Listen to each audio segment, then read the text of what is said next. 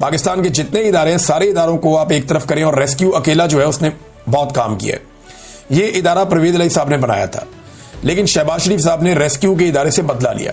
दो इदारों से परवेज इलाही साहब ने ट्रैफिक वार्डन बनाए थे और एक रेस्क्यू 1122 बनाई थी। इन दोनों से शहबाज शरीफ ने बदला लिया। वार्डन्स की तो कई सालों तक उन्होंने तनख्वाही नहीं बढ़ाई, उन्हें बहुत तंग किया। वो बेचारे एहतजाज करते थे, रोते पिटते थे कि जनाब परवेज इलाही का इसके ऊपर छाप है, लिहाजा हमने इसको चलने नहीं देना। दूसरा जो आपका ये था रेस्क्यू 1122, शहबाज शरीफ साहब ने इसको भी इसकी वो हालत कर दी कि यहां पे मेरे पास ये खबर है, ये देखें, ये इस खबर के अंदर बाकायदा ये इश्तिहारात छपे हुए हैं और ये इश्तिहारात अखबार के अंदर छपे हुए हैं और लिखा हुआ है आपका माली ताउन जिंदगी बचाने में मुआवन, donate to rescue 1122 to save lives. यानी रेस्क्यू 1122 को आप डोनेशंस अपनी दें, यानी चंदे पे चलने वाला इदारा इसको बनाकर रख दिया। नेशनल बैंक ऑफ पाकिस्तान का PCSIR ब्रांच लाहौर में FC कॉलेज के साथ जो है, यहां मैं पढ़ता था, इधर हम खाना खाने जाते थे, तो उन्होंने कहा जी इमरजेंसी सर्विस फंड के अकाउंट नंबर, आगे अकाउंट नंबर लिखा हुआ है, इसके अंदर पैसे जमा करवा दें। तो शहबाज शरीफ के दौर में इसी रेस्क्यू 1122 को चंदे से भी चलाया गया और फिर जब पाकिस्तान तहरीक इंसाफ का दौर आया तो उन्होंने हर जिले तक इसको फैलाया। परवेज इलाही वापस आ गए ना, स्पीकर बन गए पंजाब असेंबली के, उस्मान बुज़दार वज़ीर आला बन गए। तो क्योंकि परवेज इलाही का एक प्रोजेक्ट था, बड़े अरसे तक यतीम रहा, तो उन्होंने आकर कहा जी फैलाओ इसको दोबारा। आज वही रेस्क्यू 1122 है जो परवेज इलाही साहब के दौर में और उस्मान बुज़दार के दौर में तमाम जिलों तक फैलाया गया। आज वो रेस्क्यू 1122 काम आ रहा है। अगर मरियम नवाज साहबा अपने टिकटॉक रोक दें, ये जो थोड़ी देर के बाद जाके रेस्क्यू वालों को सबको इकट्ठा कर लेती हैं और उसके बाद वहां टिकटॉक्स बनते हैं, अगर ये चीजें रोक दी जाएं तो मुझे उम्मीद है कि ये लोग मजीद काम कर सकेंगे, इनके ऊपर से दबाव हट जाएगा। फिर एक और खबर है कि माहौलियात को नुकसान पहुंचाने के हवाले से लाहौर में नाज़रीन हमने बहुत दफा एहतजाज किया, बहुत दफा रिक्वेस्ट की, लेकिन शरीफ खानदान मानता ही नहीं था। इन्होंने लाहौर में अंधाधुंध कटाइयां की हैं दरख्तों की। मिसाल के तौर पे ये अगर डॉन की रिपोर्ट आप देखें तो शहबाज शरीफ के वजारत आला के दौर में लाहौर में खरबों मालियत के मेगा प्रोजेक्ट्स के लिए हजारों दरख्त काट दिए गए और ये वो दरख्त थे जिसकी उम्र 50 साल 70 साल, इतने पुराने और बड़े दरख्त, वो दरख्त जो बड़े घने दरख्त थे, बहुत बड़े दरख्त थे। एक जो दरख्त है ना, बड़ा दरख्त, वो कोई 36 बच्चों को, नन्हे बच्चों को ऑक्सीजन फराहम करता है, इतना जरूरी है। तो इन्होंने जनाब वहां पे बहुत बड़ी मिकदार में दरख्त काट दिए। 5000 दरख्त इन्होंने लगभग अपनी सड़कें चौड़ी करने के चक्कर में, अपने छोटे मोटे प्रोजेक्ट करने के चक्कर में इन्होंने काट दिए। बड़ा एहतजाज भी हुआ लाहौर में, इन्होंने दबा लिया एहतजाज पुलिस के जरिए से। फिर इन्होंने दावा किया कि हम बहुत दरख्त लगाएंगे। हमने देखा लाहौर में कोई शजरकारी हुई नहीं, कोई दरख्त लगे ही नहीं, इन्होंने कोई काम किया ही नहीं और अब आप माहौलियाती तब्दीली के असरात देख रहे हैं। अब आ जाए नाज़रीन कुछ पॉलिटिकल खबरों की तरफ। इमरान खान साहब ने कुछ फैसले किए हैं और उनमें 3 बड़े फैसले हैं जो ये बताते हैं कि आज इमरान खान साहब कहां खड़े। पहला फैसला उनका यह है कि लाहौर में मिलिट्री कोर्ट से जो सजा पाने वाले मियां अकरम उस्मान साहब, ये मियां महमूद रशीद साहब के दामाद भी हैं और बड़े अच्छे आदमी हैं, इन्होंने बड़ी कुर्बानी दी है। ये उन लोगों में से हैं जिन्होंने फस्तायत के खिलाफ इलेक्शन लड़के जीता भी था।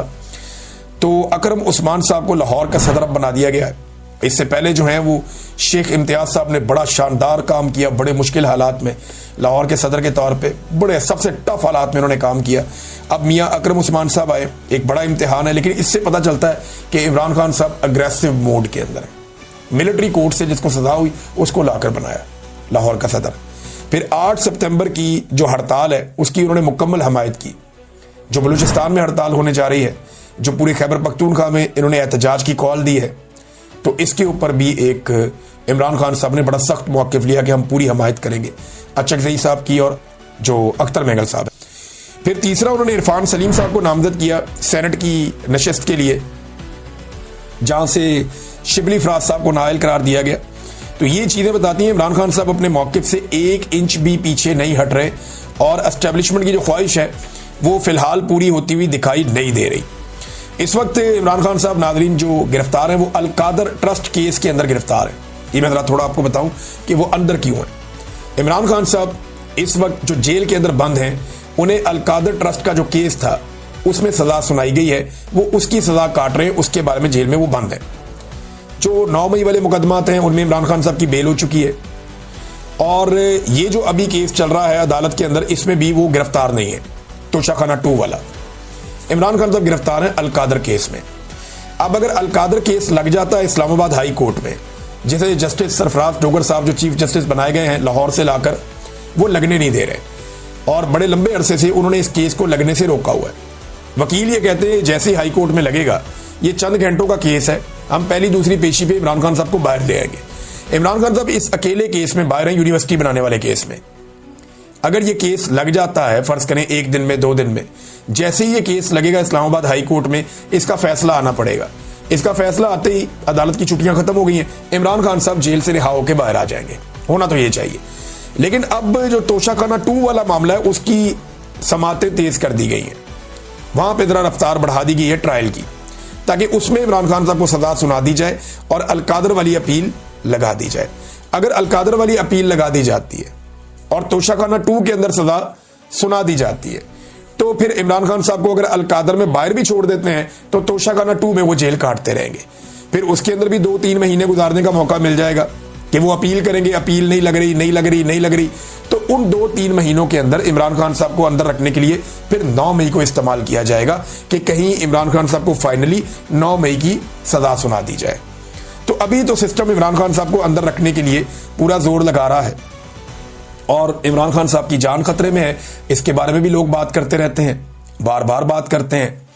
और जो शरीफ खानदान है, उन्होंने एक्सटेंशन का जो एक फैसला किया है, उसके लिए उनकी जानिब से कुछ शराइत हैं, कुछ दूसरी जानिब से भी बातें हैं, और वो बातें मार्केट में आ गई हैं और जो रह गई हैं वो भी आ जाएंगी आने वाले दिनों में। ऐसी चीजें कोई छुपी नहीं रहती। आलिया हमजा साहिबा ने एक फैसला किया है मंगल वाले दिन के हवाले से, और उनका फैसला ये है, आलिया हमजा साहिबा ने कहा कि अरकान सूबाई असम्बली जितने भी हैं पंजाब के, और जो वेस्ट पंजाब के तमाम टिकट होल्डर, ये जो मगरबी पंजाब या जिसको आप कहते हैं अडियाला के आसपास वाले जितने इजला हैं, उनके सारे टिकट होल्डर्स, स्टेक होल्डर्स, तंजीमी ओहदेदारान, यूनियन कौंसिल लेवल तक के ओहदेदारान और वकला, वो सारे 9 सितंबर बरोज मंगल दोपहर 1 बजे अडियाला जेल के बाहर उन्होंने बुलवा लिए हैं आलिया हमजा साहिबा ने। और ये ज़ईम लगारी साहब ने ये खबर ब्रेक की है। उन्होंने बताया जी कि ये आलिया हमजा साहिबा ने किया कि इन सारों को बुलाया जाए और बुलाकर वहां पे एहतजाज किया जाए अदालत के बाहर, या जो प्रेशर डेवलप करना है वो किया जाए। अब अगर तोशाखाना वाला केस आज चलता है तो वहां क्या सूरत-ए-हाल बनती है, इसके बारे में अभी कुछ नहीं कहा जा सकता। लेकिन इमरान खान साहब के वकला का ये मानना है कि इससे पहले कि इमरान खान साहब बाहर आए जेल से, कोशिश की जाएगी कि उन्हें तोशाखाना में सजा दे दी जाए, ताकि अगर दूसरे केस में बाहर आते हैं अलकादर वाले में, तो तोशाखाना वाले में उन्हें अंदर रखा जा सके, और फिर तोशाखाना वाले केस में अंदर रखते हुए 9 मई वाले केसेस में कोई राह हमवार की जाए और मैक्सिमम टाइम इमरान खान साहब का जेल में गुजारने का बंदोबस्त किया जाए। देखते हैं क्या होता है। वो ये फैसला पाकिस्तान तहरीक इंसाफ के खिलाफ करवाने में नाकाम रहे और ये फैसला पाकिस्तान तहरीक इंसाफ के हक में आ गया। एस्टेब्लिशमेंट ने बड़ा जोर लगाया लेकिन इसके बावजूद आ गया। और फिर कुछ डाउट्स है, उन्होंने आकर टीवी चैनल पे बताया कि इलेक्शन कमीशन ऑफ पाकिस्तान इस फैसले पर अमल दरामद नहीं करेगा। उसकी वजह यह है कि एस्टेब्लिशमेंट नहीं चाहती कि इस फैसले पर